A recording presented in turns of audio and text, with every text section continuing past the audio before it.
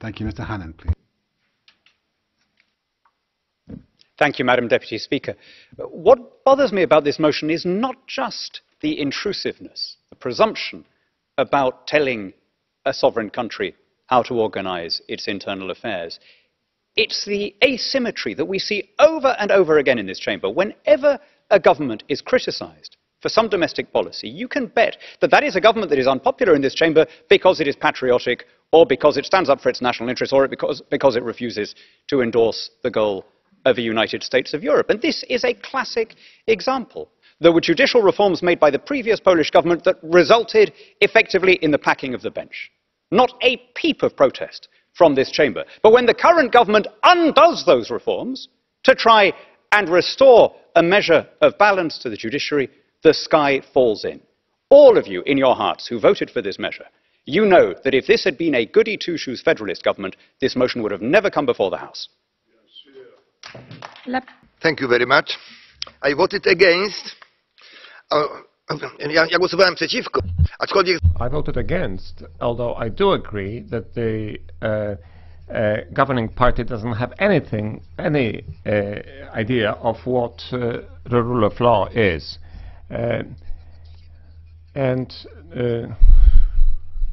Of course, the government wants judges that will do whatever the governing party wants.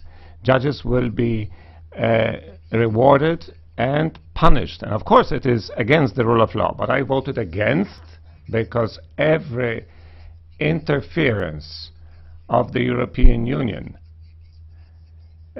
will make peace, the governing party, stronger. And therefore I am against this resolution and I voted against. And the European Union should be destroyed. La parole, nous passons, pardon, Monsieur Golnisch. Thank you, Mr. Golnisch. Thank you, Madam President. Why are we attacking Poland?